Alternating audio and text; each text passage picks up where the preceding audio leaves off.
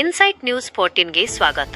ನಮಸ್ಕಾರ ವೀಕ್ಷಕರೇ, ನೀವು ಇನ್ನೂ ನಮ್ಮ insight news 14 YouTube channel subscribe ಮಾಡದಿದ್ದರೆ ಕೂಡಲೇ ಸಬ್ಸ್ಕ್ರೈಬ್ ಮಾಡಿ. ಬಿಹಾರ ರಾಜಕಾರಣದಲ್ಲಿ ಇಂದು ದಶಕಗಳ ಕಾಲದ ಒಂದು ದೊಡ್ಡ ಅಧ್ಯಾಯ ಅಂತ್ಯಗೊಳ್ಳುವ ಮುನ್ಸೂಚನೆ ಸಿಕ್ಕಿದೆ. ಬಿಹಾರದ ಮುಖ್ಯಮಂತ್ರಿ ನಿತೀಶ್ ಕುಮಾರ್ ಅವರು ತಮ್ಮ ಅಧಿಕಾರಕ್ಕೆ ವಿದಾಯ ಹೇಳಿ ರಾಷ್ಟ್ರ ರಾಜಕಾರಣದತ್ತ ಮುಖ ಮಾಡಿದ್ದಾರೆ. ಬಿಹಾರ ರಾಜಕಾರಣದಲ್ಲಿ ಬಿರುಗಾಳಿ. ನಿತೀಶ್ ಕುಮಾರ್ ರಾಜೀನಾಮೆ. ಬಿಹಾರದ ಸುದೀರ್ಘ ಕಾಲದ ಮುಖ್ಯಮಂತ್ರಿ ನಿತೀಶ್ ಕುಮಾರ್ ಅವರು ಇಂದು ರಾಜ್ಯಸಭಾ ಚುನಾವಣೆಗೆ ನಾಮಪತ್ರ ಸಲ್ಲಿಸುವ ಮೂಲಕ ಎಲ್ಲರನ್ನೂ ಅಚ್ಚರಿಗೊಳಿಸಿದ್ದಾರೆ.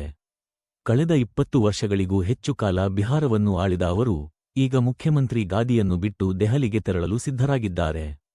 ನಿತೀಶ್ ಕುಮಾರ್ ಅವರು ಇದುವರೆಗೆ ಒಟ್ಟು 10 ಬಾರಿ ಬಿಹಾರದ ಮುಖ್ಯಮಂತ್ರಿಯಾಗಿ ಪ್ರಮಾಣವಚನ ಸ್ವೀಕರಿಸಿದ್ದಾರೆ. ಕಳೆದ ನವೆಂಬರ್ 2025ರ ಚುನಾವಣೆಯಲ್ಲಿ ಜಯಗಳಿಸಿದ ನಂತರ ಅವರು 10ನೇ ಬಾರಿಗೆ ಸಿಎಂ ಆಗಿದ್ದರು. ನಿತೀಶ್ ಕುಮಾರ್ ಅವರ ಪ್ರಕಾರ ತಮ್ಮ ಸುದೀರ್ಘ ರಾಜಕೀಯ ಜೀವನದಲ್ಲಿ ದೇಶದ 4 ಶಾಸಕಾಂಗ ವ್ಯವಸ್ಥೆಗಳಲ್ಲಿ ಲೋಕಸಭೆ, ರಾಜ್ಯಸಭೆ, ವಿಧಾನಸಭೆ ಮತ್ತು ವಿಧಾನ ಪರಿಷತ್ತು ಕೆಲಸ ಮಾಡಬೇಕು ಎಂಬುದು ಅವರ ದೊಡ್ಡ ಕನಸಾಗಿತ್ತು. ಈಗ ರಾಜ್ಯಸಭೆಗೆ ಪ್ರವೇಶಿಸುವ ಮೂಲಕ ಈ ಕನಸನ್ನು ನನಸು ಮಾಡಿಕೊಳ್ಳುತ್ತಿದ್ದಾರೆ. ಮುಖ್ಯವಾಗಿ ವಯಸ್ಸು 75 ವರ್ಷ ಮತ್ತು ಇತ್ತೀಚಿನ ಆರೋಗ್ಯದ ಏರುಪೇರುಗಳು ಅವರ ಈ ನಿರ್ಧಾರಕ್ಕೆ ಪ್ರಮುಖ ಕಾರಣ ಎನ್ನಲಾಗುತ್ತಿದೆ.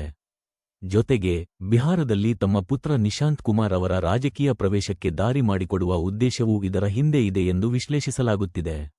ಮುಂದಿನ ಮುಖ್ಯಮಂತ್ರಿ ಯಾರು? ನಿತೀಶ್ ಕುಮಾರ್ ಅವರ ನಿರ್ಗಮನದ ನಂತರ ಬಿಹಾರದಲ್ಲಿ ಮೊದಲ ಬಾರಿಗೆ ಬಿಜೆಪಿ ಪಕ್ಷದ ನಾಯಕರೊಬ್ಬರು ಮುಖ್ಯಮಂತ್ರಿಯಾಗುವ ಸಾಧ್ಯತೆ ದಟ್ಟವಾಗಿದೆ. ಉಪಮುಖ್ಯಮಂತ್ರಿ ಸಾಮ್ರಾಟ್ ಚೌಧರಿ ಅವರ ಹೆಸರು ಮುಂಚೂಣಿಯಲ್ಲಿದೆ. ಕಳೆದ 2 ದಶಕಗಳಿಂದ ಬಿಹಾರದ ಜನತೆ ನನ್ನ ಮೇಲೆ ಇಟ್ಟ ನಂಬಿಕೆಗೆ ನಾನು ಚಿರಋಣಿ. ಈಗ ನನ್ನ ಸಂಸದೀಯ ಪಯಣದ ಭಾಗವಾಗಿ ರಾಜ್ಯಸಭೆಗೆ ಸೇರಲು ಬಯಸಿದ್ದೇನೆ ಎಂದು ನಿತೀಶ್ ಎಕ್ಸ್ನಲ್ಲಿ ಬರೆದಿದ್ದಾರೆ. ಬಿಹಾರದ ಈ ಮಹತ್ವದ ರಾಜಕೀಯ ಬೆಳವಣಿಗೆಯಿಂದಾಗಿ ಮುಂದಿನ ದಿನಗಳಲ್ಲಿ ಮೈತ್ರಿಕೂಟದ ಆಡಳಿತ ಹೇಗಿರಲಿದೆ ಎಂಬುದನ್ನು ಕಾದು ನೋಡಬೇಕಿದೆ. ಮುಂದಿನ ಸುದ್ದಿಗಳನ್ನು ನೋಡಲು ನಮ್ಮ ಇನ್ಸೈಟ್ ನ್ಯೂಸ್ 14 ಸಬ್ಸ್ಕ್ರೈಬ್ ಮಾಡಿಕೊಳ್ಳಿ.